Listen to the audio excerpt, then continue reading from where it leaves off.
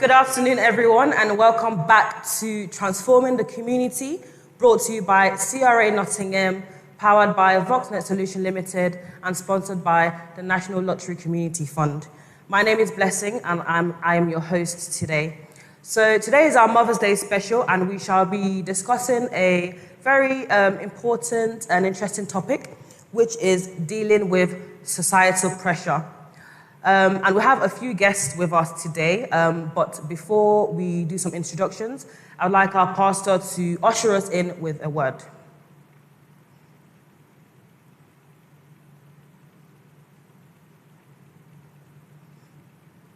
Yeah, good afternoon, everyone, and happy Mother's Day in advance to all our mothers and the mothers to be in the house. And thank you for joining in what I know will be an interesting afternoon. I want to say thank you to everyone that has joined, especially our dear sister Kemi, who has joined us all the way from North Carolina in America. So you are welcome, Sister Kemi. God bless you. Thank you to Blessing, to Sister Tolu, and to Emmanuel, the only man on the panel today. I guess it's going to be a wonderful time. And then welcome also to Mommy Pastor, who is joining us for the first time. I want to say thank you, virtually. So I want to pray now. Father, we want to say thank you for this wonderful weekend. Thank you for this wonderful day. It's a day that you have made. We are glad and we rejoice in it. Heavenly Father, we want to say, be the one in charge today. And thank you for everyone that has joined and as many that will be joining from all over the world. And we pray, Lord, that at the end of it all, each and every one of us will be mightily blessed. Thank you for all your children that will be ministering to us today. Father, we say be thou glorified. For in Jesus' mighty name, we have given thanks. Thank you. God bless you all. Thank you for that. Okay, so now I'm going to introduce some of the guests that we have with us today. So we have Kemi, who's joined us from North Carolina, and we also have Tolu, who's joining us virtually, and also Emmanuel, the only man in our midst who's joining us virtually. So we have a couple of, quite a few questions collated, which we'd like to ask, but also is open to the guests as well. If they had any question, then it's open to you to sort of like ask and we discuss it together. So I think it would be nice to sort of like open the floor with, basics of what the topic we'll be discussing today is. So I'm going to direct this one to Kemi. The first question we have is, what is social pressure and what are some examples of societal pressures that women face? When you think about social pressure, one of the things that I wrote about society is we're a body of individuals, and so people who share common goals as a community. Right now, in our day and age, the social media is where we all come together and see one another, share values, So when you think about when you think about society, you're thinking about a body of individuals. You're thinking about a lot of people. So as a community, you're thinking about a person. You're thinking about family. You're thinking about the church community. You're thinking about your gym community. You're thinking about your school. You're thinking about everything that makes us share these common goals is what makes us a society. So, we come to church right now, RCCG, you guys, that's a community right there. So the Black people, the culture is what makes us a society. So when we think about the pressure comes from the mindset of fitting in. You understand? We begin to talk about pressure when we feel like we're out of place. When you feel like you're out of place, you feel the pressure to fit in to a society. A society that shares a common goal. For instance, the United States was founded by, a bunch of men who were tired of a certain way of life. They left the United Kingdom and then they formed a new society, a new nation, right? Because they shared common goals. So anybody that did not participate or that did not appreciate those goals, because it's a common and a shared goal, you were basically out of place. You understand? So the pressure to constantly fit in is where we are, as a people. And so women face all kinds of pressures. We already face a lot of pressures as people when we feel like we're out of place. So that's how I want to answer that question. Great, thank you very much. I think it's important. I think you covered quite a lot with regards to what covers, the societal pressure that, that women face. So if I direct it to Tolu, where do you think these pressures come from as women? I think you're muted. Thank you. So like Kemi has rightly said, describing what a society is, what a community is, what makes up, that body of people. I think just in the word societal pressure itself, there's so many ways in which these pressures can happen. Mm-hmm. But I think first and foremost, like rightly again, like Kemi said, social media, it is a social platform, it is a social community that we can all identify with. So I would say that these pressures do come from society. Again, society is made up of people like us, is made up of our families, our friends, churches, communities that we belong to. So it doesn't necessarily have to come from one person. So it could be parents, family. So it's all around us all the time. So I believe that these pressures can also be in different forms. So sometimes they may come as direct pressures, they may come as indirects, they could be spoken, unspoken, different kinds of ways, very subtle ways that these pressures can come up. And I also believe that even though these pressures can come from the society around us, the people around us, it can also come from within ourselves, especially as women, because we tend to see a lot of things. Again, there is social media. Even before there was social media, you still hear things, you see things. We have friends, we have family, we see what obtains outside.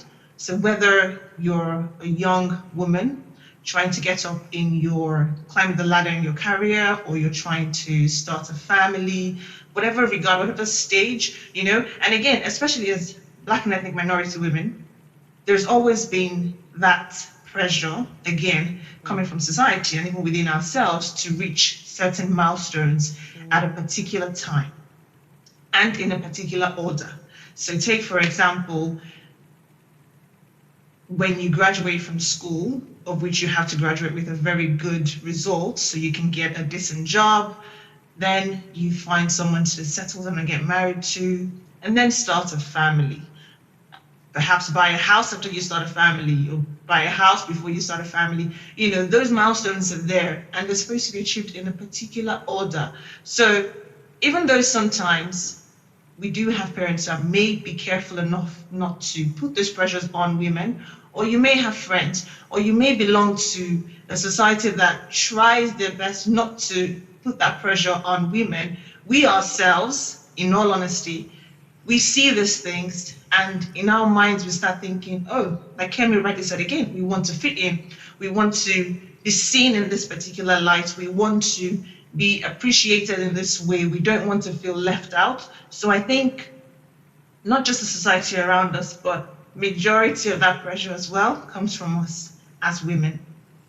Yeah, I think I quite like the point that you raised about pressures coming from us, within us as women, and definitely we're going to have some discussion around that as we move along. I'm sure there are questions that sort of are relating to that. So moving on, our next question, I'll go back to Kemi on this one. Why is there growing pressure to be married, assuming that single people cannot lead meaningful lives? Can you come again with a question? Yep, so why is there growing pressure to be married, assuming that single people cannot lead meaningful lives? So why do single people have a lot of pressure to be married? Why can't the ones who want to remain single remain single? Again, I think that we need to think about the past for us to appreciate the present. You understand? We're coming from we're growing from a culture that prioritized. I'm Nigerian, so I can speak as a Nigerian woman, right? Before we became so westernized, there was only so much that women achieved. You understand? So what has been taught to us as value, right, is what we are carrying. And either we accept it or not, consciously or subconsciously, it's somehow wired within us that these are the values that we must have.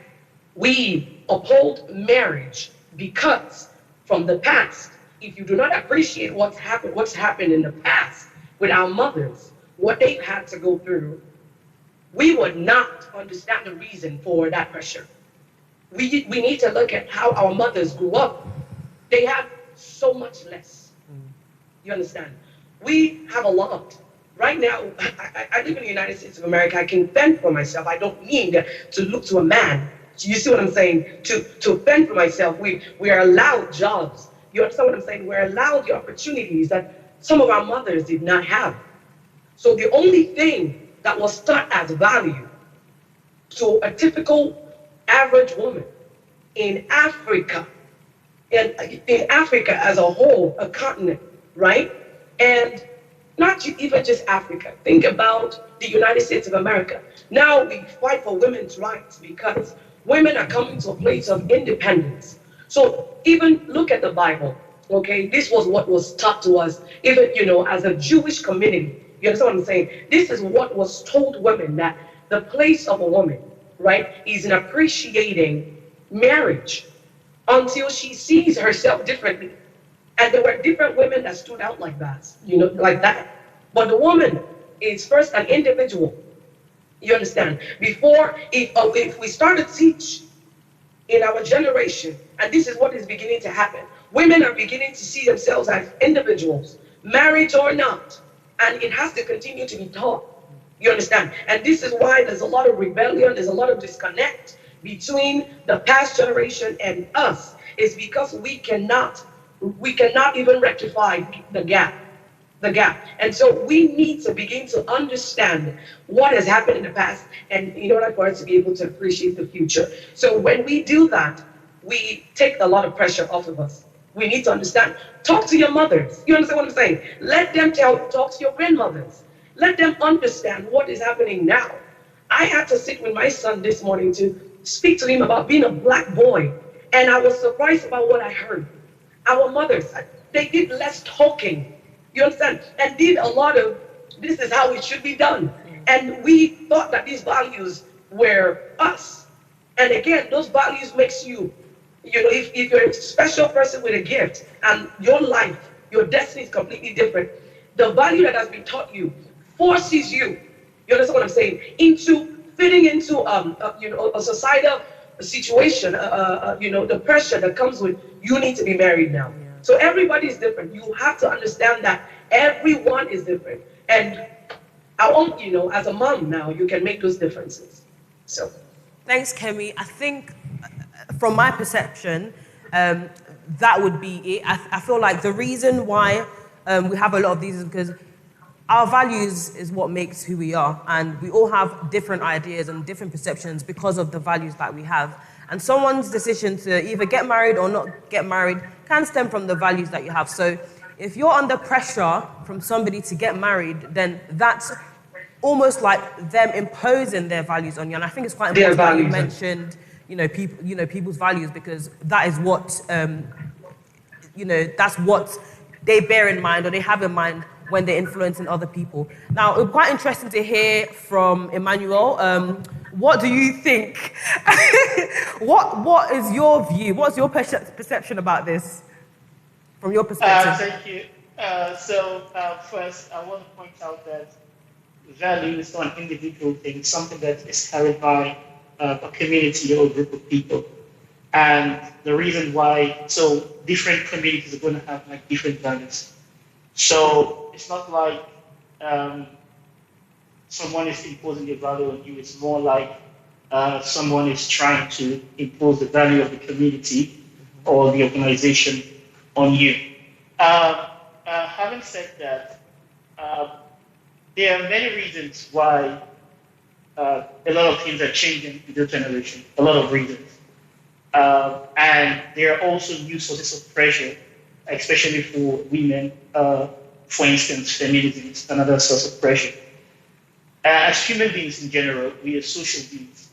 And that means that we do not want to be outliers, so to speak.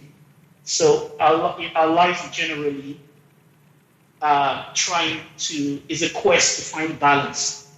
Okay, I want to be unique, and at the same time, I want to be part of a group. And generally, that's what we are as humans. Now, so when it comes to pressure is some sort of external force, that tries to pull us in one direction, right? So if we are referring to societal pressure, it then is, the pressure that comes from society that tries to force us to become more like what the society considers to be normal. And then there is also the internal pressure, which is us trying to be unique and different from society. So so when this two begins to pull apart, the person in the middle, of course, is the individual. And the individual struggle to find balance is what we refer to as dealing with these pressures. So when it comes to the issue of marriage, I do not have a position on it, so to speak, because I do have there are reasons why we got married in the past. For instance, in Africa, we didn't know anything about things like sickle cell and stuff like that and the rest. And a lot of people got in the wrong marriage and relationship, and the children just kept dying. And to make up for that, they married more wives. Of course, if you marry another wife, it's more likely that child is going to survive because maybe the mother is the right genotype. And then you have more children. So there are quite a number of reasons why a lot of people have gotten married. But over time, with civilization, a lot of these things have been wiped out. And we are beginning to see no need for them. And definitely, because there's no need for them anymore, we begin to evolve. Now, having said that, on the other hand, in this generation, we see marriage as some sort of status symbol, in the sense that, I'm a married person and blah, blah, and stuff like that, and things like that. It's something that we see as a status. If you go on Facebook, Instagram, you see people putting pictures of them, their families, and stuff like that. It's something that makes them, they feel as though it's an achievement, and that's another reason why I see a lot of people want to get married. Parents will say, all my children are married. My this is married, my dad is married, blah, blah, and stuff like that. Similar to, for instance, if you're a black parent, you would have had this all the time. All my children have graduated. From the university, they're all degree holders and stuff like that. So I see a societal expectation. I also see the status symbol as also another reason why people I will not say forced, but I would say encouraged, in a rather unique way to get married. Is it good or is it a bad thing? To be honest, I'm not here to come and call that out. But at the end of the day, I see it's about balance. We still have a healthy population pyramid in places like Africa and stuff like that. We still have, I saw Nigerian population growth yesterday, it was about 2.58. So we still have that as positive. In countries, I think the UK is about 0.53. It used to be negative before.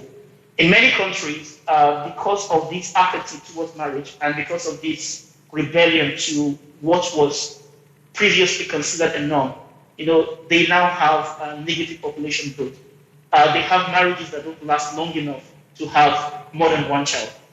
And see, so when you put all these things together, at the end of the day, you really cannot say whether societal pressure is a good thing or a bad thing. But what we're here to do is teach individuals how to deal with this societal pressure so that they can feel fulfilled as they go through life. Thanks, Emmanuel. I think you summed it up very, very nicely. I think there's always going to be times when, like, there's pressures coming from different angles, and it may not necessarily be a bad thing, but I think Emmanuel quite pointed out that, you know, it's also about equipping ourselves to deal with these societal pressures, because, you know, it also depends on your values. Like, you know, I always used to say that for some, marriage is just another milestone that they have to achieve, you know, after you finish from school, you get a job, and you get married, and you have kids, yada, yada, yada. But not everyone thinks like that. But also it's about not sort of like condemning or thinking negatively of the people who do think like that. So we have another guest with us, Anne, the more the merrier. So I feel maybe from an older lady's perspective, I'm just going to ask you a question now.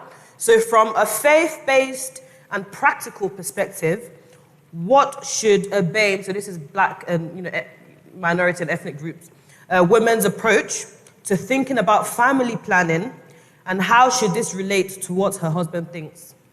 So from a faith-based and practical perspective, what should a BAME woman's approach to thinking about family planning, and how should this relate to what her husband thinks? So this is for Anne. Can you hear me? Oh, okay. Well, personally, like it has been mentioned by one or two of the speakers, the issue of societal pressure, the way I look at it, I know the pressures are there. And first of all, personally, I think it's your call. It depends on you, how you respond to those pressures that matters. Because pressures will always be there. People always have their various expectations from you as an individual or as a family or within a group. But it now depends on your interpretation, first of all, of that pressure and your reaction to it. Sometimes pressures can be subtle, sometimes they can be, you know, very obvious. But as a person, it is how you decide to react to that pressure that will matter. So that's aside. To your question about, is it family planning you mentioned? Yeah. And how you know, what I see to concerning religious, looking at it from the religious perspective. Yeah. Personally, I think there are different things that could affect or impact your decision about family planning as a couple or as an individual or as a couple within the Christian concept. Because if you plan, it is better. Like for some people, for some Christians, even before they get married, they sit down with their spouse, with their, marriage partner before they get married and say, to each other what number of children they intend to have. But for a lot of us, I know in Africa, we have this mentality that says, oh, you don't count children. You just take them as they come because it is the Lord that giveth. But gone are those days. People in the olden days, people have children because of the economic value they had to the family. That is one thing a lot of people don't consider. Our forefathers, they have different wives, they practice polygamy because of the kind of lifestyle they live, because they are mostly farmers. And these children, the more children they have, the more wives they have, they contribute to the work on the farm rather than hiring laborers or outsiders to do the work. These are the unpaid, employees that they have. So that is what a lot of people don't understand. Polygamous is not something that just came up because men like to marry. It has an economical reason why people do it. But for now, things are changing. Yeah. Even now, you will still see people that want to have more children, despite the fact that they don't run a farm or anything. They just like it. But my take on it is that if you know you can afford it, and it is something that should be decided between the two spouses, not by any external influence. We've had stories of people who get married, and because in most cases, it almost happened to me because I experienced it too, and I will tell you how. If one of the person in the marriage is an only child, you always have this pressure from the parents of that person to have a lot of children to compensate for being an only child. My mom was an only child, and I know she and my grandmother used to have arguments about this issue because my mom was educated, she had a profession and things like that. And sometimes when me and my siblings, we are, quarreling in the house, kids will be kids. My mom will say, oh, it's only just these two of you or these three of you that are causing so much trouble. Imagine if I have more. And my grandmother will be working on us, telling us, tell your mother to have more children now. Tell her now, because she was an only child. So there are a lot of pressures that come from everywhere. But my mom was adamant that, no, I'm not having too many children. At the end of the day, she ended having 4 of us. And she was always complaining that we were even too much. Those are pressures that people face. But personally, I think people should not be pressurized into decisions, especially things like, children or other things, whatever it is. It is the spouses in the marriage that should decide what is best for them. You look at your financial circumstances, you look at your capabilities, you look at a lot of things. How will you cope? Even if you have the money, will you have time to look after the children? Will you have time to, give them your personal, attention? These are the things. It's not just because you have money, you can have 10 children. Even if you have 10 nannies, they cannot make up for being their mother or for being their father. These are the things. So personally, I don't let societal pressure affect me. But we are different. Some people don't have that, how will I put it? They don't know how to handle pressure. Let me put it that. They just crumble. As soon as 1 or 2 people say certain things to them, they just want to please the society or the immediate community or the family. But as Christians, first of all, we should pray about things and ask God to lead us. Then secondly, within our home, our family, husband, wife, you can even debate it. You can even call your children into the discussion to ask about their opinion.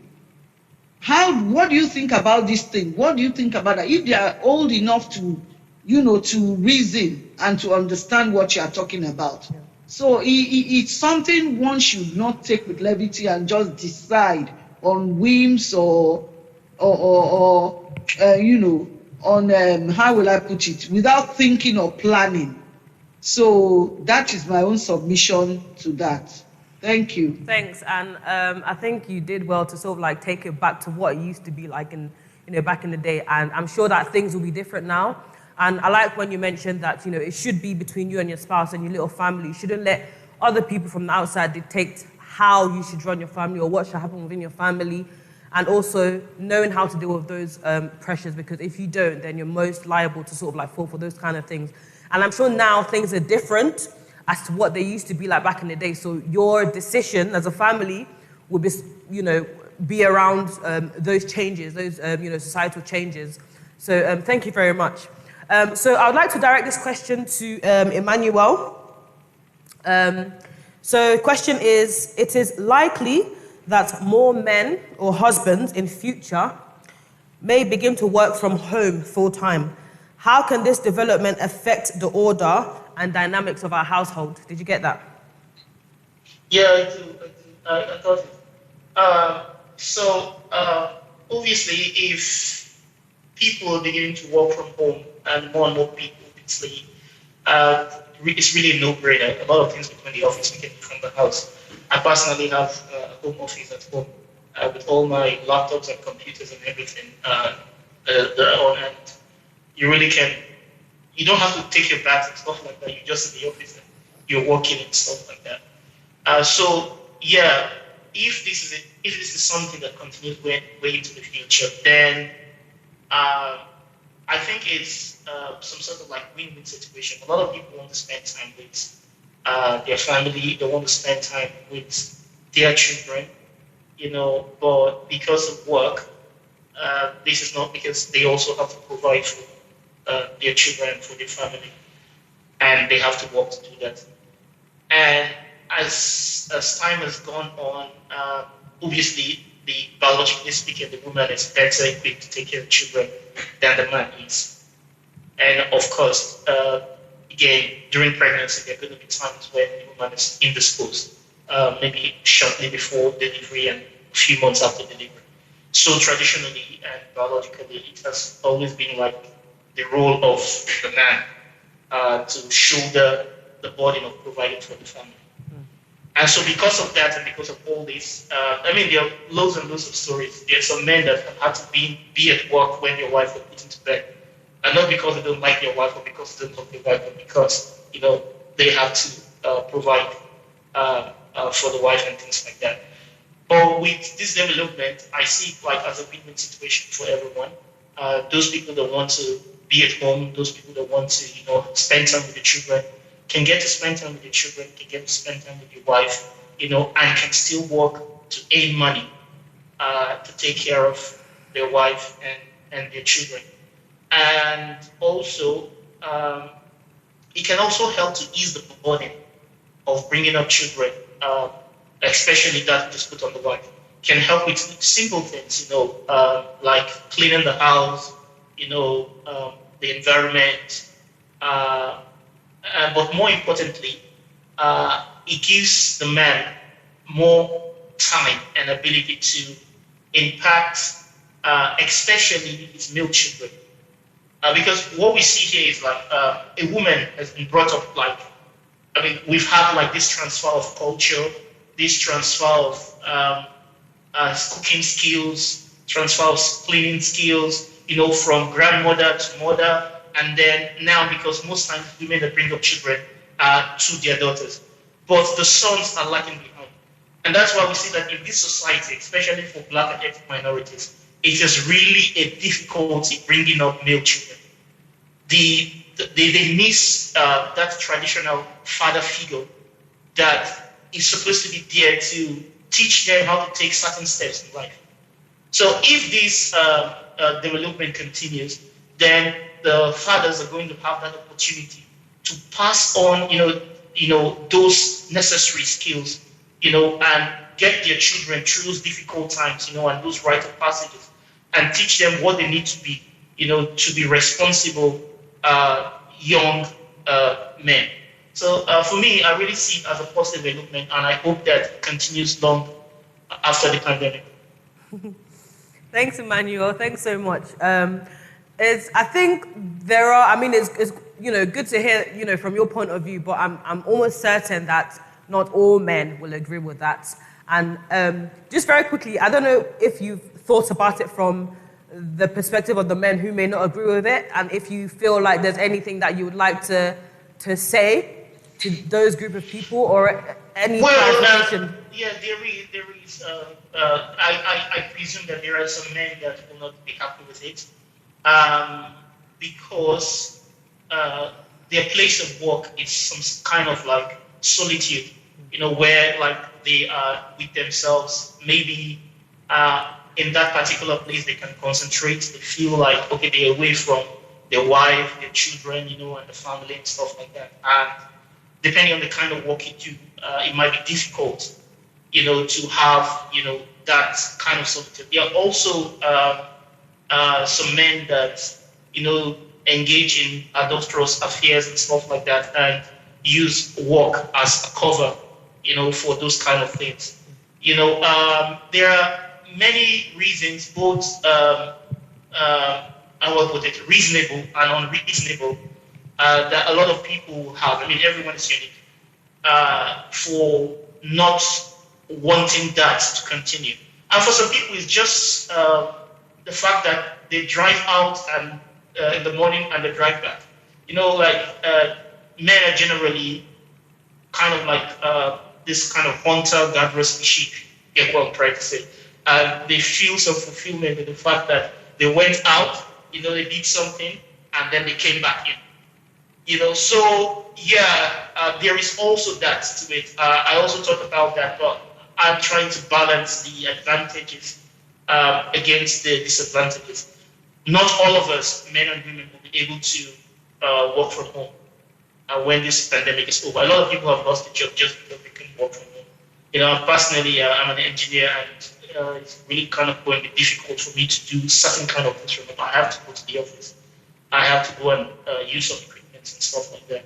So what I see in future is that we might have a post-COVID economy or a post-COVID society where you'll be allowed to work from home when you can, and maybe go to work when you can't. And maybe that will bring some sort of balance. But yeah, there could be reasons why people will not want to. Thanks, Emmanuel. Thanks so much. I just wanted to put in very quickly, and I know there are quite a few people that might disagree with this, but I also feel like this is why values is always very important, because imagine you're with somebody, or, you know, who was from a completely, like a different generation. And so they were from a generation that believed, you know, either a woman can't work, she has to be a full housewife, I'll do all the working, so I don't have to do anything apart from work, and then she does all the chores, all the this, all the that. Or a completely different perspective where the man is okay with working at home, or the woman working and him taking up the responsibilities. And so that's why I said I feel like it's important that you know the person that you're with, you know their values and what they think, because it's difficult to change people's values, very, very difficult. So the kind of values of the person that you are with is also very important. So whatever they believe in, as long as it's aligned to whatever the woman feels is important.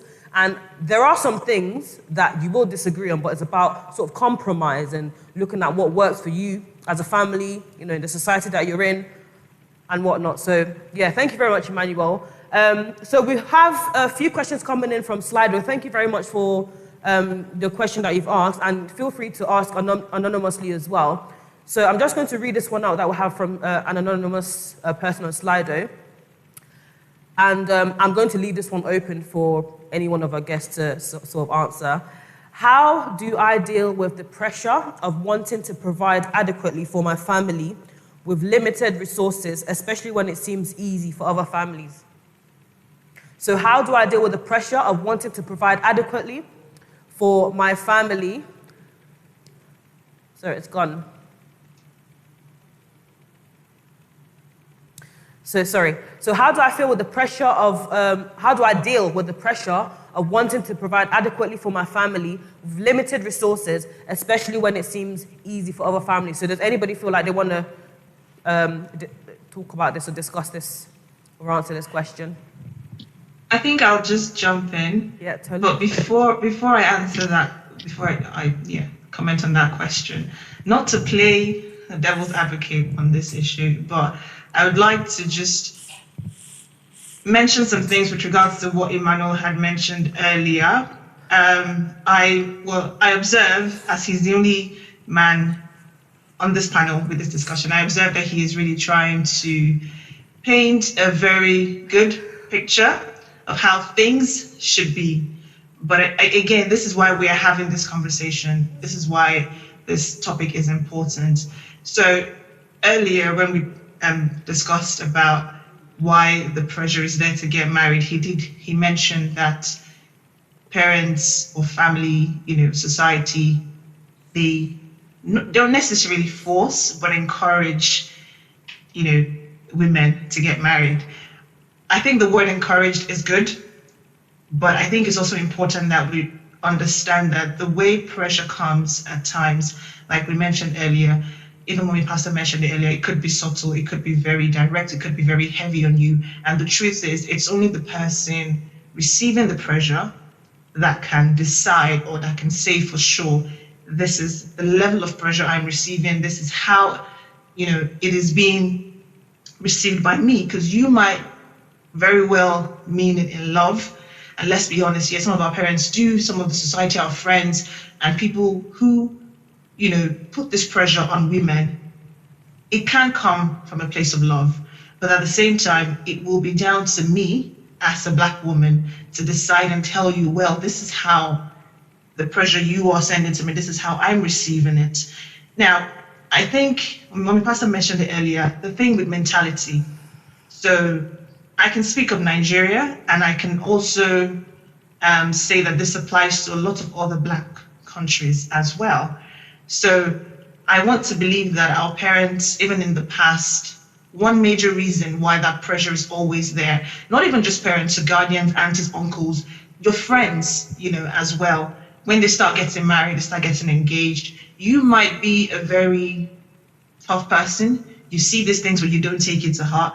But the truth is, when you constantly you're constantly being told that, someone's got married, a cousin got married, or got engaged rather last year, and they're getting married this year. And the next year, another one is getting married, and you're like, I'm aware, but why exactly do you feel the need to, continuously repeat these statements? Now, I think these things happen because sometimes our parents, or again, society, tend to feel that getting married is a form of success to an extent.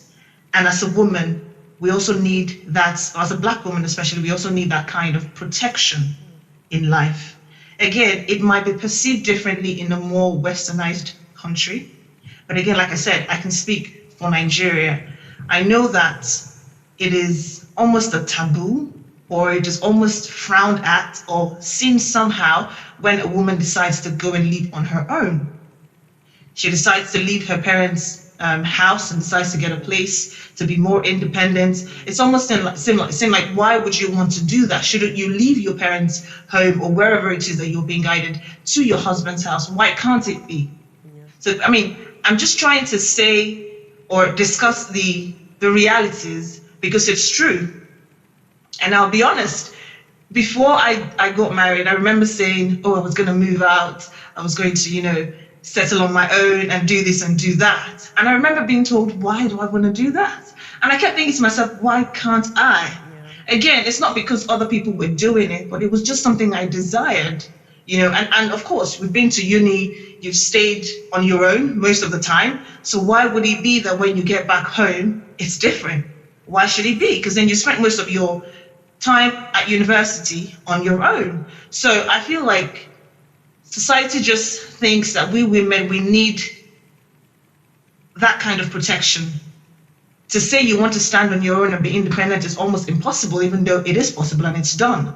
So I think that mentality is important. That's why we're having this discussion, so that society, even you yourself, when you get that kind of pressure, you should be able to identify it and know that, okay, this is where it's coming from. And also, even parents, they want that continuation of the family lineage.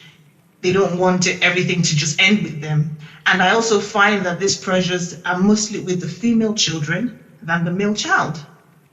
Because we seem to be the, weaker vessels. We seem to be the one that need control. We seem to be the one, that need that kind of head on top of us to be able to direct us and things like that.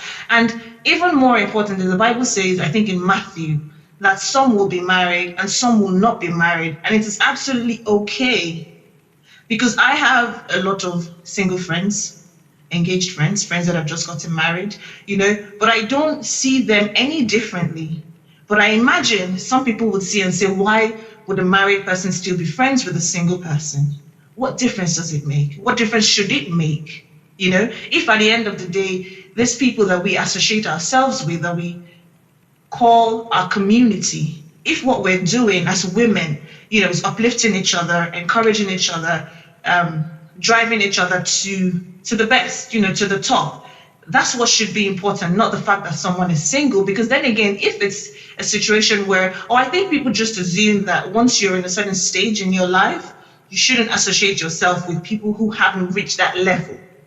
Almost like they are not, they should be able to get what you have gotten before you can relate. Why should it be that way? So I think that mentality is what society needs to watch out for, and also the same pressure that fathers, mothers, aunties, uncles, friends, even though sometimes they may mean it in love, it's always important that we know how we communicate these things, because to be honest, it's not something I want to pass down to my children. It's not the kind of mentality I want, my children to see and then imbibe as well. So this, again, is why we're having this conversation, so that things that we could not have corrected growing up, we have a chance to correct that, with our own family going forward. And to your question, how do you make sure you provide adequately for your family?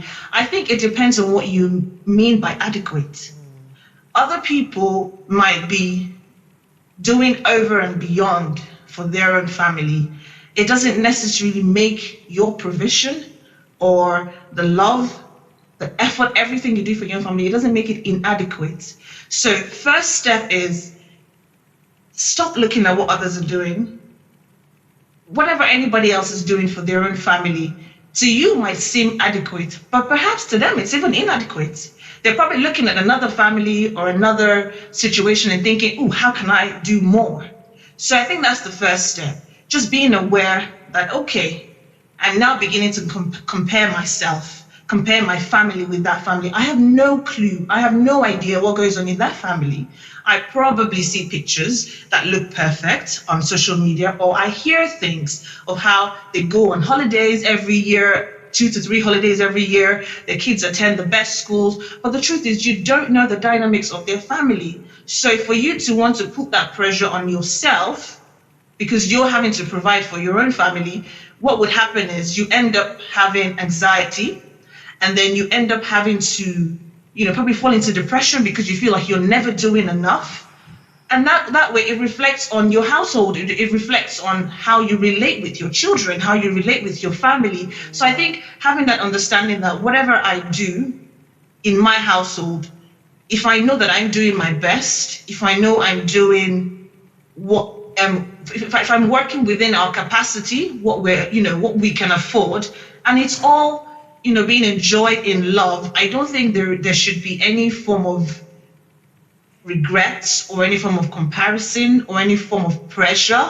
Because again, if we can enjoy what we have while we have it, and then things get better, you will still then enjoy what you have when you have it. But if right now, it's like saying you're a single person, and then you keep admiring people that are engaged and getting married, and you see these pictures and videos and you think, oh my God, when? The popular God when, and then you never get to enjoy that stage of your life. Then you do rush, you then get married, and then it's like, okay, so this is what they're talking about. But then, like Emmanuel rightly said, because of that pressure, the marriage then doesn't last, because you don't even know what it takes to maintain that marriage. You don't know what the other family members are, or the other family that you're seeing, you don't know what they're doing to provide in the so-called adequate, for their own family. So I don't think that pressure is right. Understand why you're doing what you're doing for your own family, and that it is enough. But at the same time, if you truly know that what you're providing is not enough, and that could be maybe a positive encouragement to say, okay, I need to step up, I need to do more to provide for my family, but not necessarily because the other family is doing it in this way or other families are doing it in that way. Again, that's what we mentioned earlier about putting that pressure on ourselves, even though people are not necessarily directing it at you. Thanks, Tolu. Quite rightly said. I think your own adequacy is between you and your family. And remember that no matter how adequate you think you are prepared, it will always be inadequate to some other families. So you've got to remember that. So I hope that answers your question. So I'm going to move on to our next question, which is, when a woman gives birth and the sex of the child is not male, in some instances, the woman is blamed. Now, I would like to contribute to this before I throw it out to our guests from a health professional's perspective. First of all, traditionally,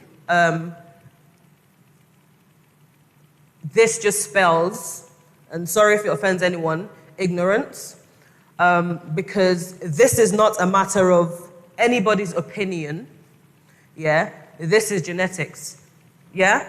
So no matter what you think, whether or not you think it's the man's fault or the woman's fault or family's fault or whatever, it doesn't change the fact that it is what it is. It is either a boy or a girl, yeah? So I feel like the people who have, because obviously from a perspective of an African, you do have people who are, who put pressures on women with either all male or female children as to why she hasn't given her husband a male child, and the woman is blamed, even though even the man cannot be blamed for that. So just to put it into context, we have two sex chromosomes, the X and the Y, and they sort of like determine the sex of a child. So the females gets the X chromosome from the father, and the males gets the Y chromosomes from the father. A woman can only give an X chromosome. So whether or not a baby's female or male depends on the man, on whether, it contributes to the X or the Y chromosomes. Having said that, does not mean that men are now blamed for, giving a Y chromosome or an X chromosome, because they have no control over that. So I think it's just a matter of ignorance and just re-educating people about how these things work in terms of like genetics, and not necessarily because a woman is doing something to her body or because of what she's done in the past, and that hence why she can't have a male child. So having said that, can I just direct that? So I don't know if, it will be a good question to ask Emmanuel to see what, from his perspective, because I know Emmanuel's also African, so it would be nice to hear from Emmanuel's perspective. Thank you. With regards to the sex of the baby, personally speaking, other than the stress of bringing up a male child, I do not really see any difference, so to speak, between male or female. It has been scientifically proven that male and female do have the same IQ, so we're equally intelligent. Women are better at organizing, things. Men are better at, innovating. Just put it that way. So men are better at dealing with changing conditions, if you want to put it that way. But these are very insignificant differences that really do not, on an IQ basis, we're the same. There's nothing different about men and women. So I do not see any reason why someone is going to prefer a man over a woman. But again, that's my personal opinion. Other than the stress, obviously, I know that me personally, I was what, like the stress of maybe 4 or 5 days. So yeah, because again, biologically speaking, the metabolism rate of men is like on average twice that in women.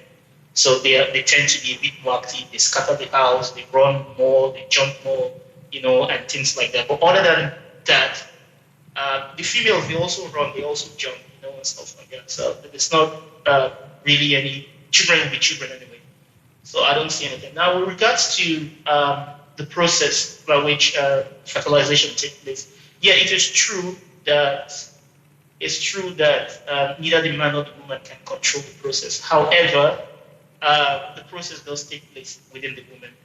And again, scientifically speaking, the sperm that results in the woman is more tenacious than that results in the man. So those that will result in the man has to get the egg quicker. But that results in females, they can weather a lot of storm and get there. So how will I put it? The odds are in favor of always having a female child. So by nature of designing in such a way that the odds always favor female over a male. The male, they live fast and they live short.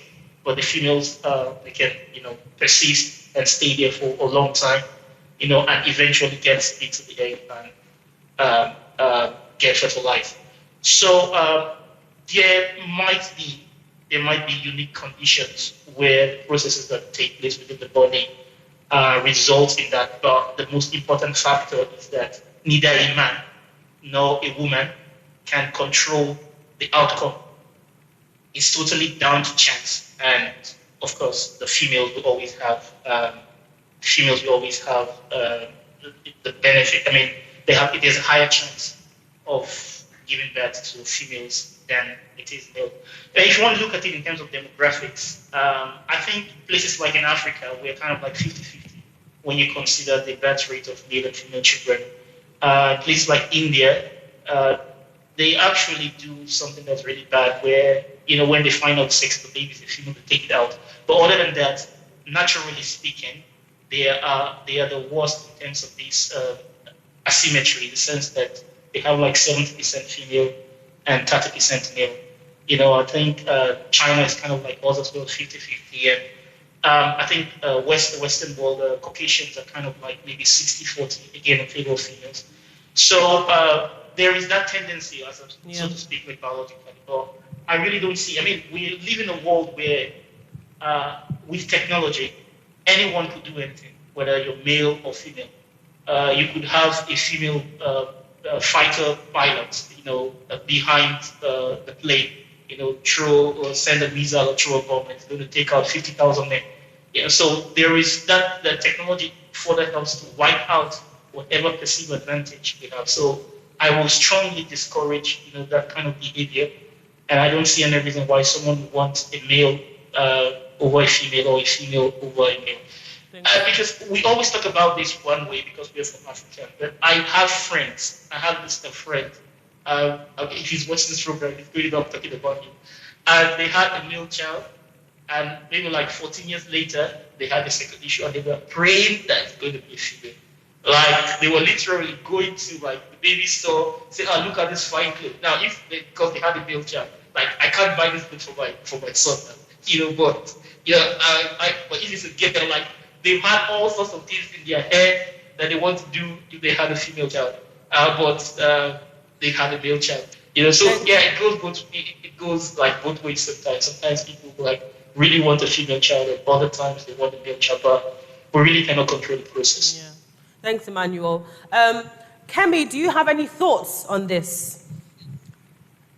Did you want to contribute? What did you... Oh, sorry, I think you're muted.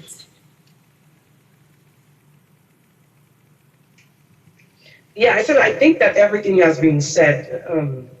I don't have any much more to add. I totally agree with what Emmanuel and yourself has said about how children come to be.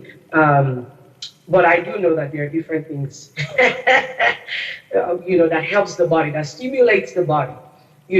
Some things that, if you study about these things, there are many articles are now beginning to talk about many different things that women can do to even, I'm not trying to be vulgar, but even as far as the position, even during the sexual intercourse, things that can be done, honestly, to get a particular sex. And hey, I don't know, if you want to look into it, please Google and find out the information. There are certain foods and herbs and things because, our bodies are, do not underestimate what your body really is. There are certain foods that can spark different things in your body. You understand what I'm saying? It's just like when you eat, for me, when I eat peanuts, my skin literally reacts. You understand what I'm saying? So it's the same way, even when it comes to sex, you need to think about, there's certain foods that are aphrodisiacs. You see what I'm saying? They tell you if you eat watermelon or eat a certain fruit, there's a way that it stimulates your body. You have to think about what you're putting in your body that can actually, cause certain things. And because we haven't done these studies, so we don't know. You understand? So what we don't know, the knowledge you don't have, it's easy for you to pass over and say, maybe, but let's look into it. If you're really looking to have female children versus male children, read about what you need to do because the information is there. That's a little, that's all I have to add. Yeah, thank you so much. We have more questions coming in from Slido. Thank you very much for sending them in. Keep sending questions in if you have any. So whilst you're still on Kemi, can I ask, so this is from a question that someone just sent in. As a single parent, how do I deal with the social stigma, especially from the Black community? So as a single parent, how do I deal with the social stigma from the Black community? Okay. And I believe that when we say Black community, it is because, again, of the culture that we have as Africans. What makes up the Black community is our culture as Black people. You understand what I'm saying? We have the notion that marriage is important. As Nigerians, I'm a Yoruba girl, so we were taught that, to raise a family, to raise children, marriage is very important. So because we already have this value, because we already have this mindset, we are under pressure because of the way we're perceived when something happens in a marriage. And mostly, as a woman, you are blamed. Automatically, it does not matter if the man was not responsible, if the man was abusive. It's unfair that women are perceived as the failure, you understand?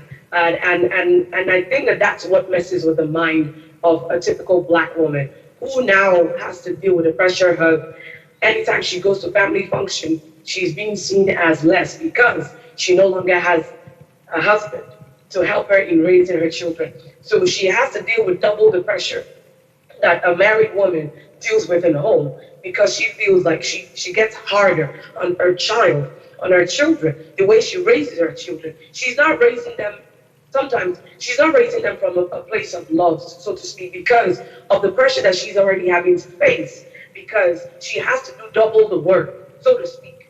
Even if she was taught by society that she could do this alone, perfectly, just like Brother Emmanuel said, that there's no difference between a male and a female. So what pushes us to think that we can do any less just because we are not in a marriage? We're not with a husband.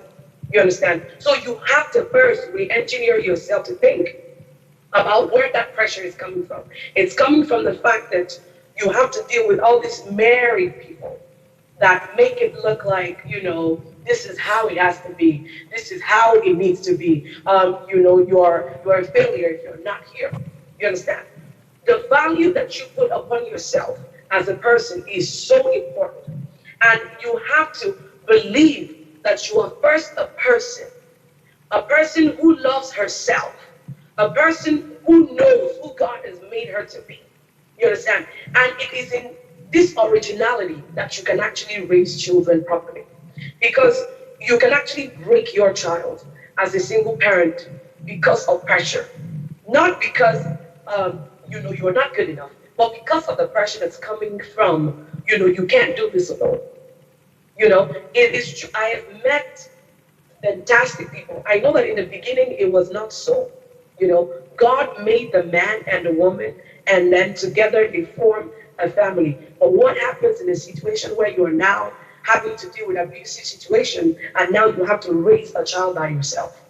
You need to do a lot of work on your heart. You need to first believe, heal, because I've had to deal with this. I was once a single parent, so I know that in all my years, I had to deal with the situation. I had to deal with my mind. I could not look at my son differently from the way that his father treated me for so many years. So I'm speaking from experience. Sometimes we're stuck with having to deal with the pain that came from the abusive situation. You see what I'm saying? Sometimes we're stuck in our minds because we do not let go of the pain from that abusive situation or from the situation that did not work. And so because that situation did not work, and then there's all this pressure and you're feeling shame being the number one thing that single women, single parents, even if you're a single woman, just because you're not married yet, you're dealing with the shame of not fitting in to society. So as a single parent also, you have to deal with your mind so much. I preach therapy all the time. I say, please, and I mean Christian therapy. I'm talking about people who really understand the values, of Christianity. So because you don't want to take yourself to a place where you're just sitting there, you're paying all this money, and then you're listening to you talk about all your problems, what does that really do? Because even in talking about your problems, you need to be willing to take steps to begin to undo some of the things that were told you that are not true about you. And I'm telling you, you can do an amazing job, but the amazing job has to stem from you seeing yourself first as someone who is special, someone who does not need to depend on what society, the church tells you is right. I had to face pressure from the church. I was a chorister, and so I had to deal with people treating me like an outcast because there was a situation. I can tell you that I am a voice for so many women that have to deal with this. So no, your situation does not have to define you, because there is a child now who is looking to you for value, who is looking to you, looking at your heart, and you can pass on the wrong thing to that child. I'm happy to say that I love my son now. I only got to that point because I had to forgive his dad. These are things that are not necessarily preached all the time. We can sit and talk about the stigmas and talk about the things that lead to these situations, but we do not preach enough what needs to be dealt in the heart so that we can begin to see ourselves the way that God sees us. You understand? Until you get to that point, there's nothing you can pass on to a child as a single parent. All you're going to pass on to that child is brokenness. You're going to pass on the bitterness. You're going to pass on everything that did not work right in your life. You're going to break a child who God has really trusted you with. So if you're a single parent out there, I am here to encourage you, to tell you, you can do this. But you're going to have to start with yourself so that that child can look up to you for love. That child is looking to you for everything. The same thing, because there are many married couples today that are not happy. And the truth is that they're actually breaking their children. And those values, I'm telling you, your children are watching you like a gun. You have no idea. They're watching every step. They know when love is not existing, and you're already breaking them. I grew up in a home where there was constant bickering. You understand what I'm saying? Sometimes we don't know how much we put in the minds of our children. If you're going to be honest, the things that you watched in your children is what has made you today. These are the values that you're carrying today. So if we have broken couples, what is the difference? You tell me. If you think as a single parent you're doing that bad, you need to let them put CCTV in some parents' homes, in some married couples' homes. You will be thanking God for your peace, and you will change your mindset in the way that you're raising your child. Because you see, being a single person is not a curse, and then the love that you have is enough to heal your child. The love that you have is enough to raise that child. I'd rather be a single parent and raise my child in an atmosphere of love, rather than be married to someone who I do not even love. I cannot show love to, I cannot forgive, and my child is busy looking at that, and now he's going to pass that on to his children. You see what I'm saying? So that's how I'm going to leave that over to you, Blessing. Yes, thank you very much, Kemi. That was very, very extensive. I couldn't have said it any better. Thank you very much. Now, before I pass it on to Tolu, who may also have some questions that you'd want to ask, if there's nothing coming in from Slido, but please feel free to send them in if you have them. I'd also like to ask Anne very quickly, how do you respectfully tell your family that your life is not based on their calendars? So this is for Anne. How do you respectfully tell your family that your life is not based on their calendars? Sorry, that your life is not based on what? That your life is not based on their calendars. On their calendar. Calendars, yeah. Oh, okay. Well, like I said earlier, everything you do in life, the ultimate decision is with the individual involved in the matter. Because at the end of the day, people can advise you, people can say this or that, although most of them are well-meaning, they mean well, but it's not every advice people give you that you can take. That's the most important thing. Some advice are well meant, but that particular advice may not suit you at that particular time. So it depends on what your situation is at that point in time. You know, when people look at you from outside or they see things, they may not know the nitty-gritty of what is happening. And you know, like they say, he who knows it feels it. People may come to you and say, oh, I've noticed this. I've had people come to me. Some time ago, somebody said to me, oh, I think you are annoyed.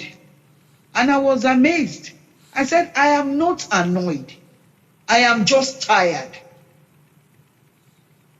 Do you see where I'm going?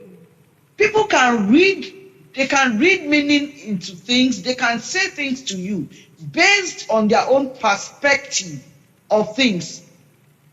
But you, as a person going through that situation or that knows the true picture, will be able to put them straight and say, no, that is not it. You don't have to explain yourself. You don't have to say everything. Because at the end of the day, it's not everybody you want to tell about everything that is going on in your life. Even some close families, by the time you tell them, before you know it, they've blown it out of proportion. For someone that is trustworthy, that can understand, that is a Christian, yes, you can open up to them that, no, that is not the true picture. This and this and this is what is happening. And if that person you are talking to is somebody that you can trust, they can advise you or counsel you. But there are some that you don't even need their advice. And if they decide to make themselves your advisors, you can just thank them to say, thank you very much. I've heard what you have said. You don't have to be rude. You just thank them. But it is not everybody you explain your situation to. But when you know the person that is talking, you know where they're coming from. And this is someone that you have dealt with over time and that you have grown to trust. You know, you can tell them, oh, this is it. And they will say, oh, I'm sorry.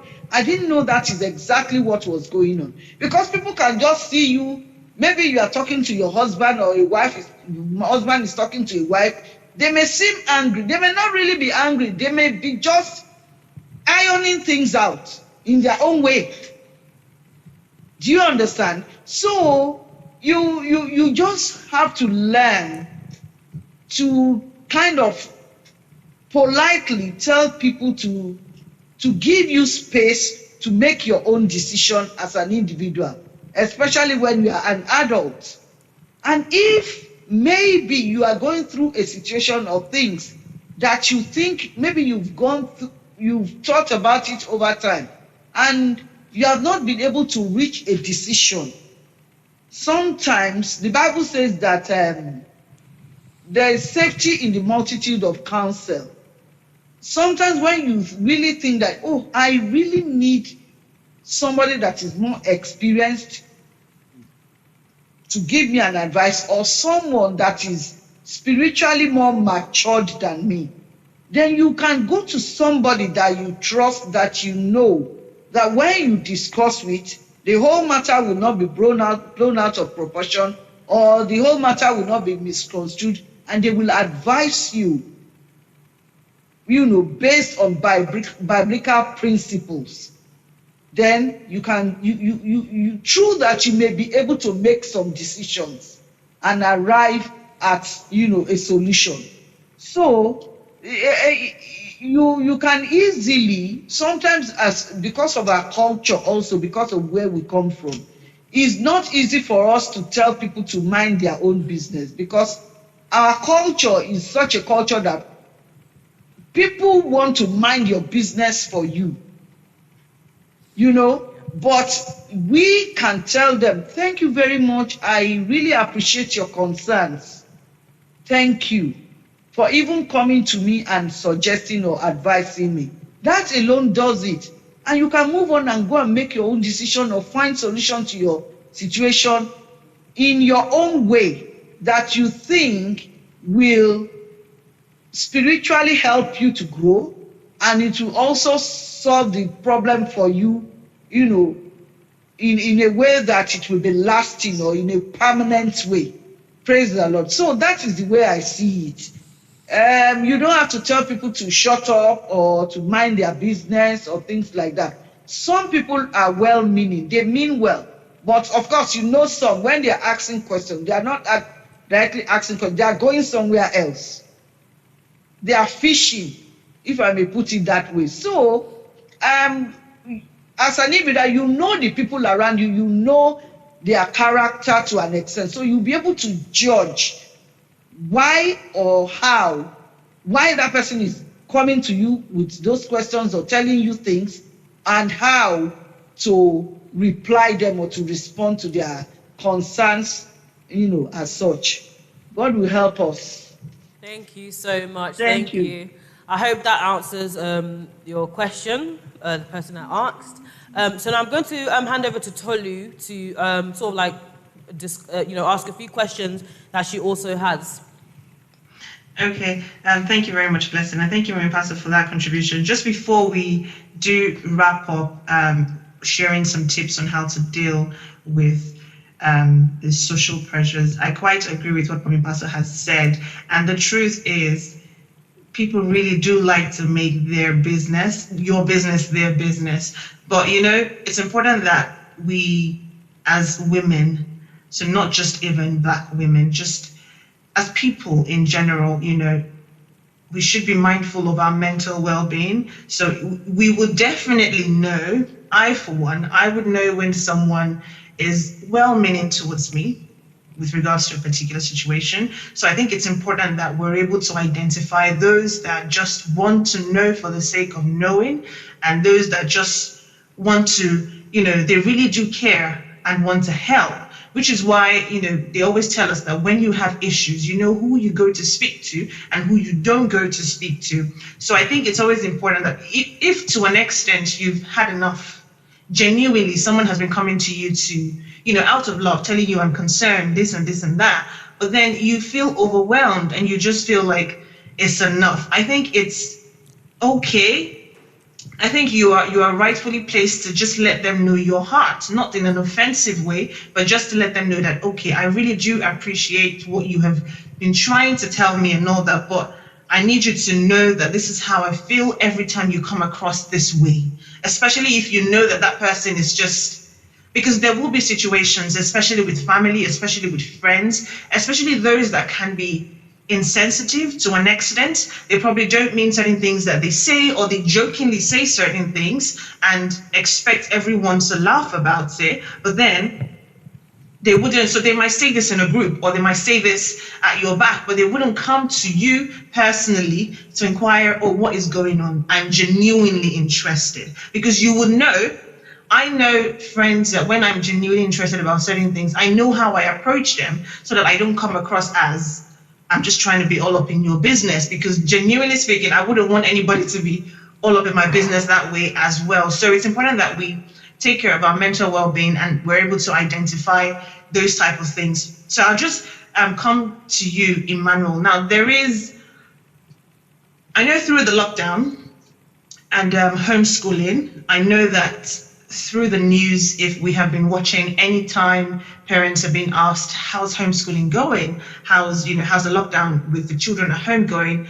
Most times I know that when we see it on the news, I see mothers by the door with their children, telling us the experience of how it has been happening. And I wonder, why am I not seeing a father standing on the door with the children? I wonder, I'm sure there are fathers, I'm sure there are men that are involved in this homeschooling with their children, but why is there that pressure for women to be the primary carers, for mothers rather, to be the primary carers for their children? Why is there that pressure for them to, be the one to get up in the morning, bath the child, make the food, dress the child, and then, get the child out to school? While the fathers, I suppose, just get up in the morning, get ready for work and are out. I'm not saying this is applicable to every father, but, why is that pressure there? Thanks for your question. Just to add to what you and Mommy Pastor said, so if someone that takes advice from everyone is defined as naive, that's what you are. It's a wise person that filters the advice that's been given and accept that suits them. So wisdom is that ability to be able to filter, advice that you're given and then take that which suits you. If you just accept advice from anyone and anybody, you just go on Facebook, you see someone just post, some, words put together and say, oh, that's me. You're just naive. That's where you are. For you to move from that step, it's good to accept advice. That's not what we're saying, but you can just accept advice from everyone and from every source and stuff like that. You need to filter them and accept that. Now, to your question, I wanted to touch on it, but it kind of relates to the question as well. Society has been designed in such a way that the best template for success is achieved under marriage. So this is the way that humans have lived for thousands of years. The template for success has been so a married couple, whether man or woman, is more likely to be successful than a single man or woman. And then secondly, because, obviously, if you look at historically what happened before now that we have technology, the men were most likely to, I would speak about my tribe, and I'm a Yoruba man. What the men do, technically speaking, is just, clear out a piece of land, and after that, they go and start tapping palm wine and, hunting, to get all those type of things and the rest. The women are the primary people, the women and children are the primary ones that handle agriculture. They do the planting, they do the weeding, they do the harvesting, and stuff like that. So the men, all they do is clear the piece of land, which is like heavy lifting. And then after that, they just go hunting, tapping palm wine, blah, blah, stuff like that. The major agricultural work is being done by the women and children, of course. And so that's just giving you like a picture of what society was before the advent of technology. So it's not just women that feel this pressure, men also feel pressure to get married and blah, blah, and stuff like that. So society in general is designed in such a way that, in as much as I believe that every individual, can bring up children of their own, whether you're a man or woman as a single parent, I also acknowledge the fact that, especially in societies like Africa, in these societies like in the West, Europe, and the UK, in America, and things like that, they have passed some legislations and they have put some things in place that makes it easier. It is not still equal. That makes it easier for people to raise, their children as individuals, like single parents. But in places like Africa, even if we go out there and preach that we believe that you can raise your child and can be a successful member of society. We can point out many examples, Barack Obama being one of them. They can be respectful members of society. In reality, they are going to face more challenges because that's the way society has just designed. And I think that it is important that we begin to look at the way we've designed our society in such a way that is disadvantaged, to a certain set of people. And I think that we need to begin to look into that, to make it much more even. Now, regards to the question that you asked with homeschooling, personally, I would say that my mom was a teacher, but I personally say that I really learned a lot from my dad. I used to ask different kind of questions. Why is the sky dark in the night? What is that star? How did God create this? How is that? And things like that. My dad would just take his time. My mom would always give you oh, God created it, blah blah, stuff like that. My dad is going to take this time and at least offer some sort of explanation, offer some reason why this is that and why that is that, and stuff like that. And I think it was really a very good experience. With regards to formal education, I think just because women are the ones that do the brunt of raising the children, it's also, that just follows by default. It just comes with the package, as they say, that now that, because we are now in this period where we have a lot of homeschooling, that it's also going to be the case that most of the most of the people who have been homeschooled are schooled by their mothers. I necessarily don't see that as right, because as the pastor pointed out, Mrs. Anne Bikunde, that there is a safety in the multitude of counsel, right? So if, say for instance, I'm better at mathematics and my wife is better at English, for instance, why can't my wife homeschool the child in English, and I homeschool the child in mathematics? Or maybe she homeschooled in biology or something like that, and I homeschool it. When we put our resources together, right, we are transferring what we are good at, to that child. So the child can become, better, in every aspect, because it's getting the best from both parents. Yeah. And that's how I see. Again, in the Black ethnic minority communities, well, especially Black communities, we have the unique case where in the Western world, the women are more educated and they actually even earn more. So it might be the case that a lot of these fathers are not equipped to be able to teach their children, but I'm personally looking forward to the opportunity where I'll be able to teach my child, some physics, some science, Yeah. I think that that's something that will be really very painful. I don't see any reason why, other than the fact that majority of the bringing up of children, falls to women, which is some sort of biological role. They are genetically designed for that purpose, and they're better at bringing up children. And I think that's the reason why this comes to this one. But there is no reason why it should just be the women that should do that. Yeah, I agree. Thank you very much for sharing. And I think it's also important that if there is any woman out there that is possibly struggling, to care for the children alone, just because of that mentality or because of how we've been brought up, it's always important that if you have a support system at home, it's important that you ask for help where you know that you're not able to. And I'll come to you, Kemi, as well. What tips can you share to any woman currently struggling with societal pressure from friends? So from their peers in particular, so maybe things that their friends say to them or things that they see on social media. What tips do you think that they can use?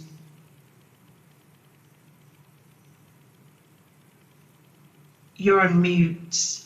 Thank you. Thank you so much for asking that question. So tips.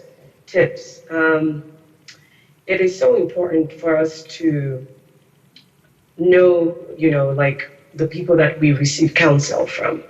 It's very important. Like Muni Pastor had rightly spoken about in the multitude of counsel.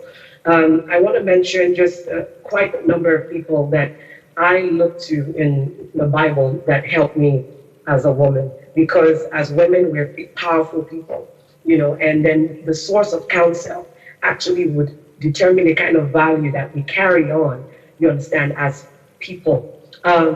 Esther was one of them. And so the counsel doesn't necessarily need to come from, so to speak, men or women, because in Esther's case, she lost both parents, right?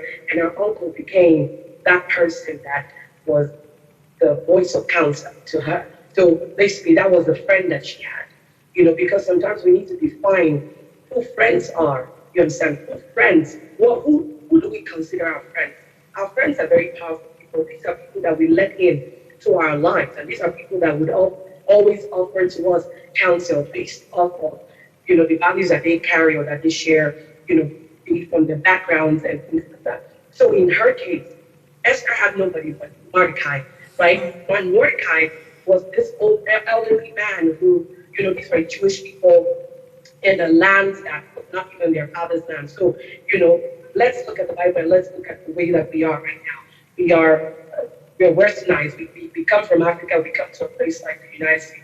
That was literally what was happening with Esther in her time. But then she had someone who was a guy who understood what was going on in the society. and he was able to prepare her, right? He was able to counsel her to fit in. Listen to what I'm saying, because she was unique. Her background was unique. But then there was something that Mordecai knew that allowed her to really fit into this whole context, because there was a Vashti who was, removed from the throne, and someone was able to guide her, to fit into her purpose. So what are you fitting into? I'm saying to you, you need to understand what your purpose is, so that way the counsel that you receive are counsels that will actually cause you to fit into purpose, not into society, but into your purpose, because you need to be able to separate those two things. If you do not watch out for what your purpose is, you will receive counsel from just every Tom, Dick, and Harry. You will look at social media and you would think that you're receiving, guides, and you're receiving all kinds of things, only to continue to fit into society continually without fitting into your purpose. So I want to say this to you, as a woman who is watching me today, do you even know what your purpose is?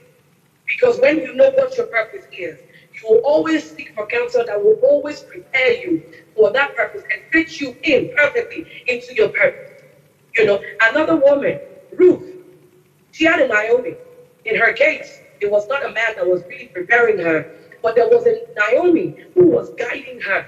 This woman had lost everything. Think about it. These were women who had similar stories.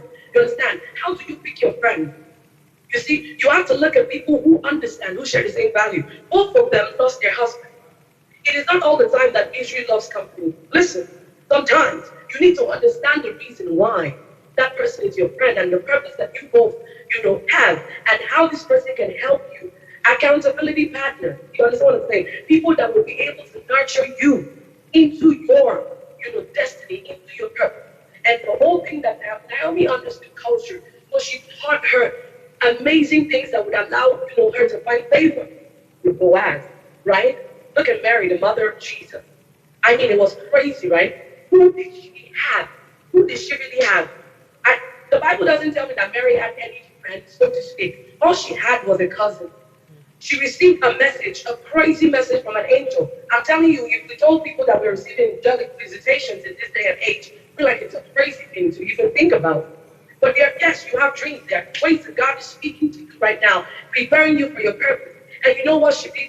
She had a cousin. That was the only person that could confirm to her, that would just make her feel like, yes, you know what, I'm not crazy. I'm about to give birth to a child, and it does not fit into society. I'm telling you, she was the mother of Jesus Christ. It was an immaculate conception. It was not normal. But because she could feel comfort, you understand, because her cousin, who was carrying a 6-month-old baby, burst into prophecy, and somehow she felt like she fit into a purpose. She didn't have to question that any longer. She didn't have to feel like a crazy person. She left God to deal with the Joseph in her life. She was not trying to, stop Joseph into accepting me. What am I saying today? You need to know who you are as a woman. I've mentioned all these unique women. And one more thing I wanted to add. The reason why Esther is such an important place is because women, married women, you don't know the power that you carry as a married woman. You can change the cause, you see, of the world by being married to a powerful man. It is not all the time just hide yourself, cover yourself down and not speak. You are a voice in the ear of that man. When you are together in the private places, you need to be able to stir up the mind of your husband, be it on your knees, but also in a wise way. Esther did not try to coerce her, and there are different kinds of women. Look at the power that Jezebel had. Jezebel was stirring up her husband like mad, and he was busy killing folk. You understand what I'm saying? That's power right there. Women, you have power. Don't say because you are married to a powerful man and then they begin to cut down, beat down women, in the home. If you want the world to change for women, you're married to a powerful man. You need to really, really demonstrate to him, for the sake of the many women, unborn children that are waiting for you. And that was what Esther did. So as a woman, your place is very important. You got to see it first. You got to believe it. And you have to really watch out for the voices of counsel that you're listening to, because it could change the world. Thank you, too. That's really profound. Thank you very much, Kemi. Thank you very much. Well, just to round up as well, we'll come to you, Mommy Pastor. The church can be a very important community, especially for a Black women today? And what role do you think the church should play in helping women to deal with these social pressures? And what tips do you think the church can afford women on how to deal with these social pressures?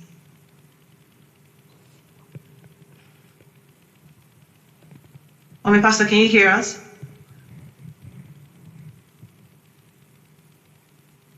Can you take the question again, please? Yes, ma'am. So I was asking, I said the church is an important community for a lot of us today. So what role do you think the church can play in helping women to deal with these societal pressures? And what tips do you think the church can afford women as well to be able to deal with these societal pressures? The church, even from the beginning of time, the church has played a big role in women's life. And, well, what I will say, rather than, yes, the church should modernize, there are some things that the church can, how will I put it, that the church can gain from looking at society in general that are positive things, if I may say so, to, inculcate into the women within the church community. But at the same time, we should be very careful because the word of God cannot change. It is something that is constant.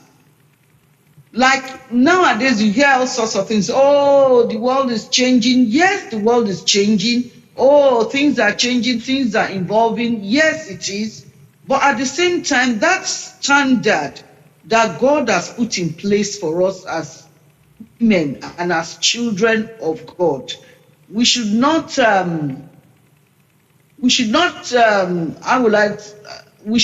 it in the second burner and say, now we want to do things in our own way. If you look at it, women play a very significant role even in biblical times.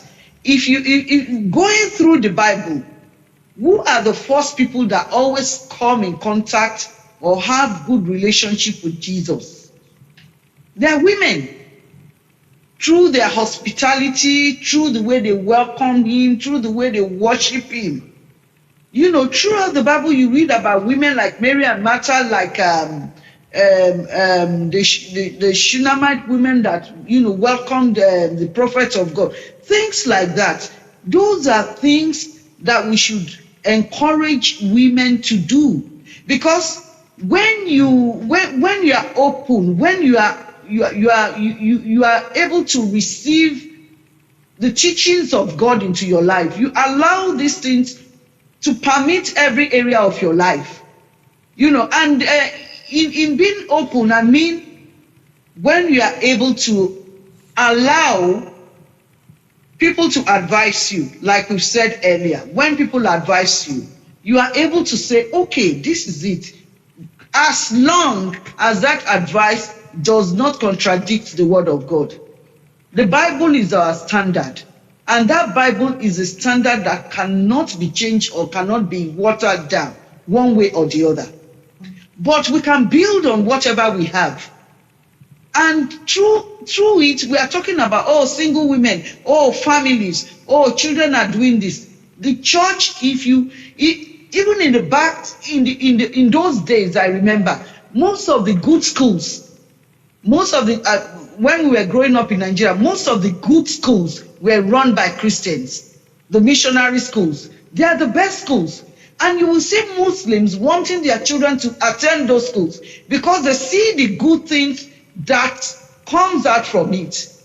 So that is the way we should continue to make the church now, to be like a beacon to the society, to everybody we come in contact with. That people, that in a welcoming way, that people will want to come in and say, the outside is terrible. People, they are being bashed left, right, and center. The society demands so much. There's so many things going around. But for people to be able to say, I know when I go into the church community, I will find that peace. I will find that love. I will find that encouragement. I will find that support. It doesn't matter where that person is coming from. Because one thing I found out is that we Christians, we are the first people that judge.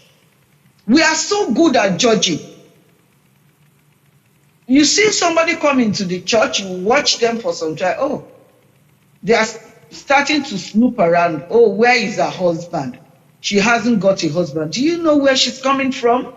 I've known people who were who fled domestic violence, and they came to the church. How do you treat them when they get there? Do you start to poke nose into their matter to try to paint them in a way that, oh, they are no good because they were supposed to have a husband, and why did they leave their husband? Must they tell you all their stories? When you support them, when you show love to them, you bring them in, you make them feel loved. When they are ready, they will tell you their stories. And when they tell you their stories, you will know that even what they have gone through, you can't go through it. So these are the things. We have to be very careful, because Christians, we are so quick to judge people. And that is one thing we have to be very careful about. When you look at someone, they come in, they want that peace. Give them that peace. Give them that love. Give them that support. Morally, financially, whichever way you can. When they are settled, they will know that, oh, I've come into a place where I'm finding peace. And with that peace, you will edify them. You build their life back. And they will be able to take off. They will be able to get to that place where God has prepared for them. Through your help, through my help. So these are the things we have to be very conscious about. And that is why, first things, especially among women, we have to discourage this habit of gossip. You know, you see somebody, before you know it, you jump into their matter, no, leave them alone. When they settle, when they know that they trust you, you will hear the story you have been itching to hear.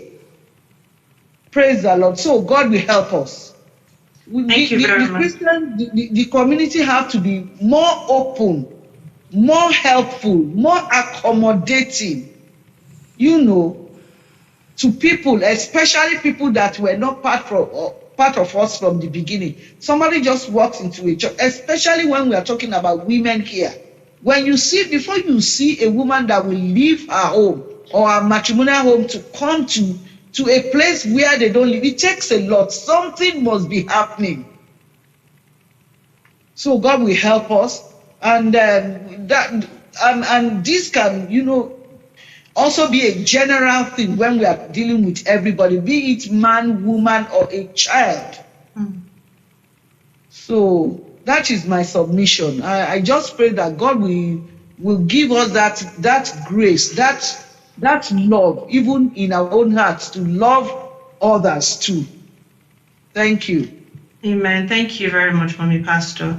I think it's everyone's responsibility, each and every one of us, to be able to change the narrative and help ourselves and others to deal with these societal pressures. It starts from each and every one of us.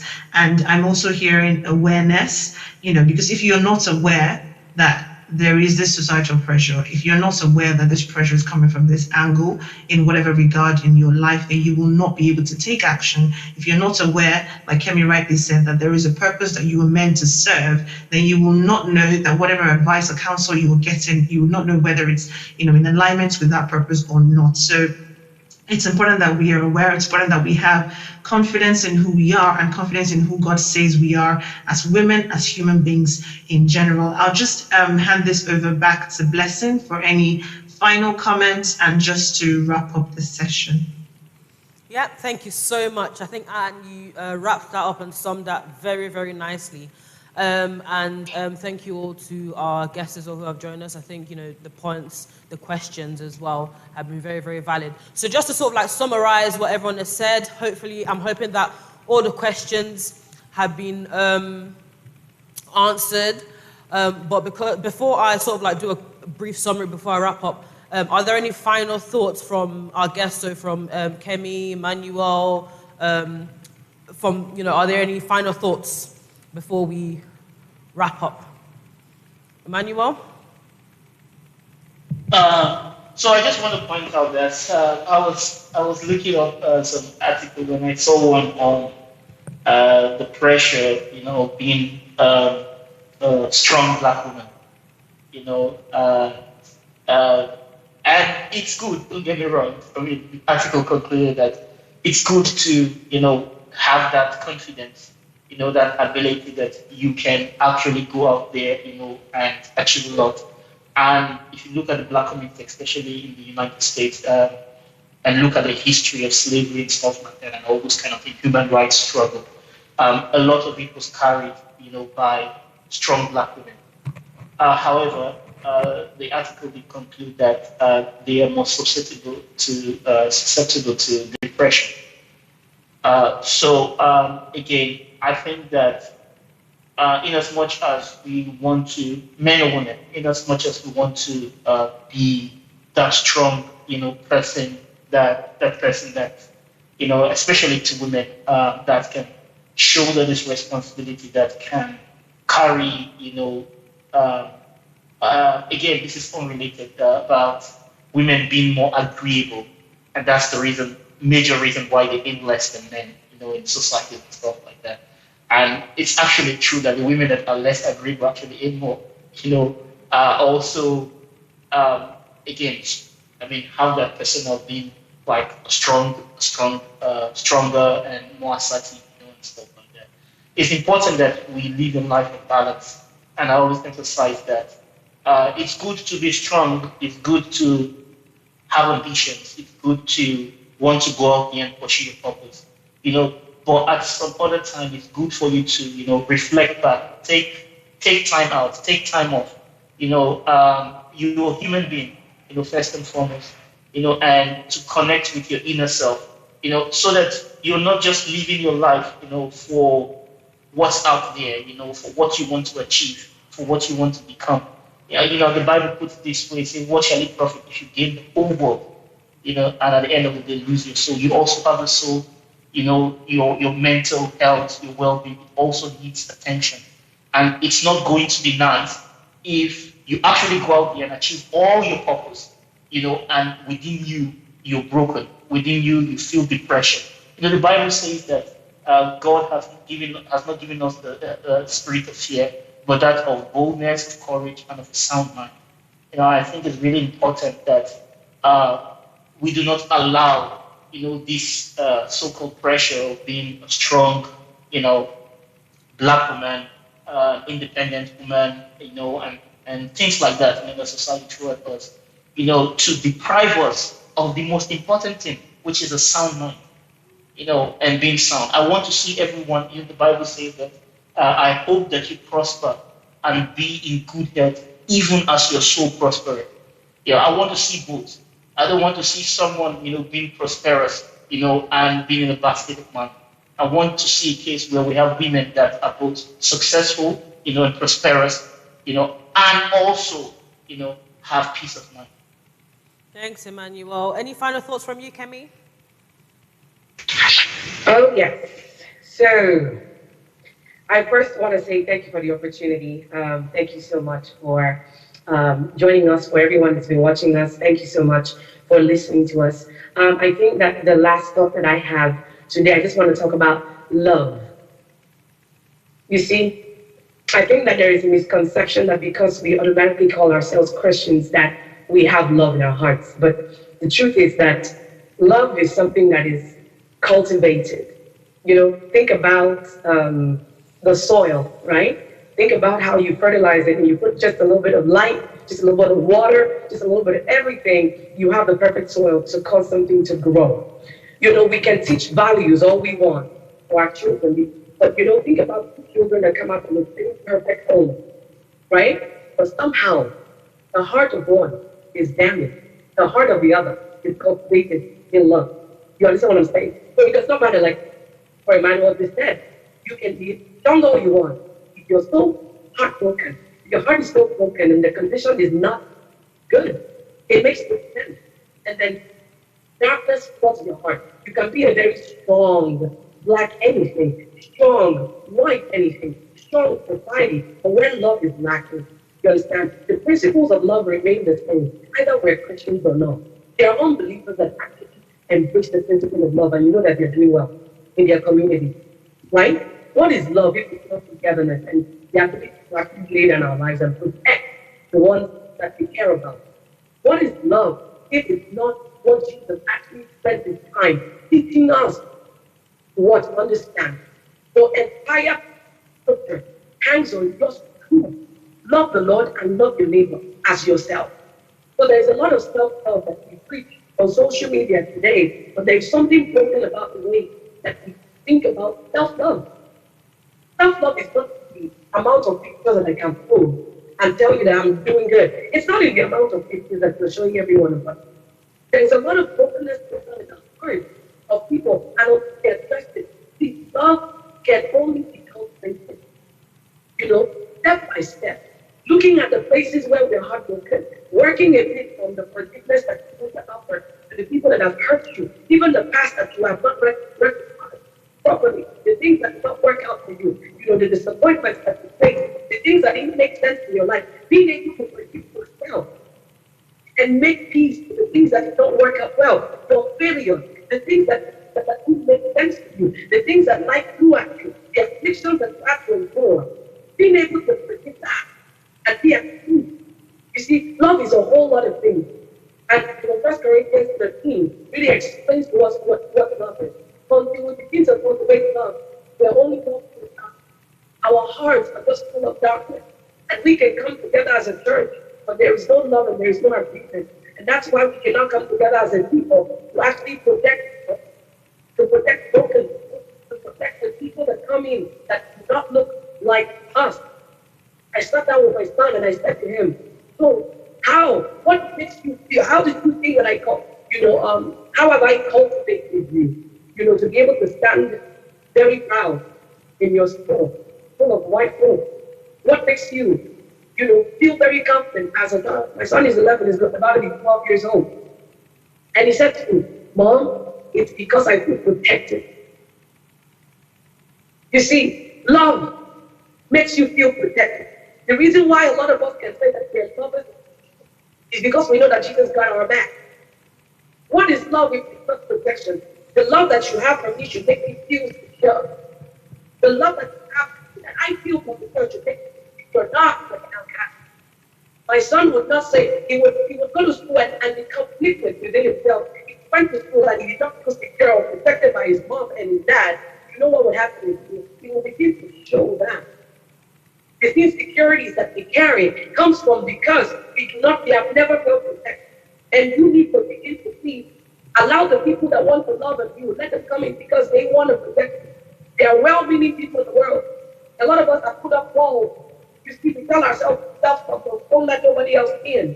Today I want to tell you, you need to allow God to people to love on you.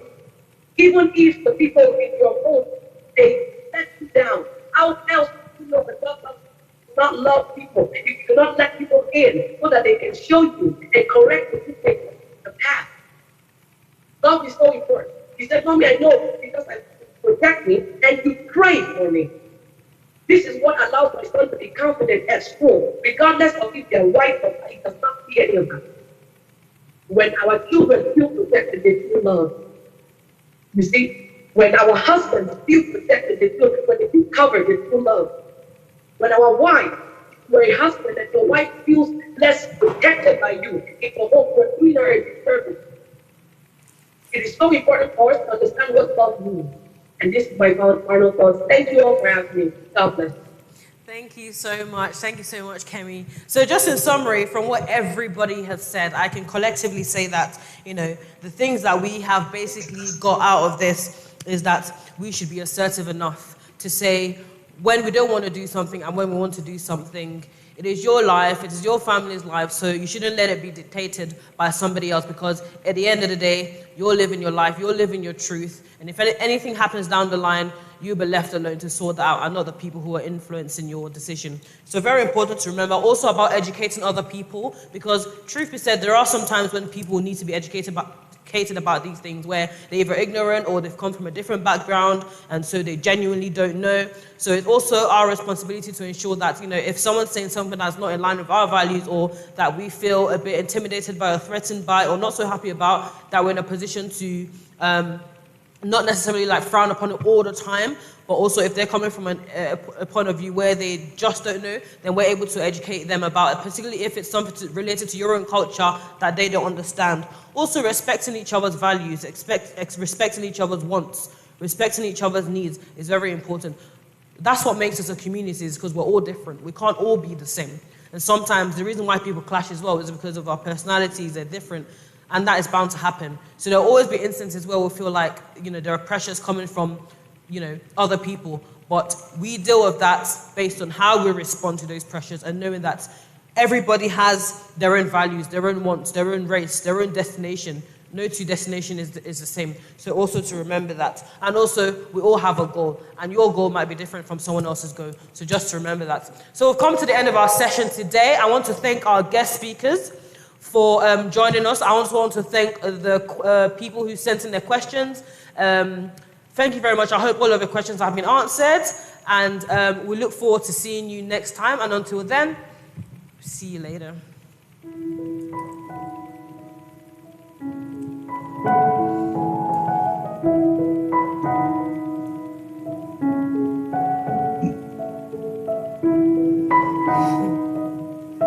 Thank you.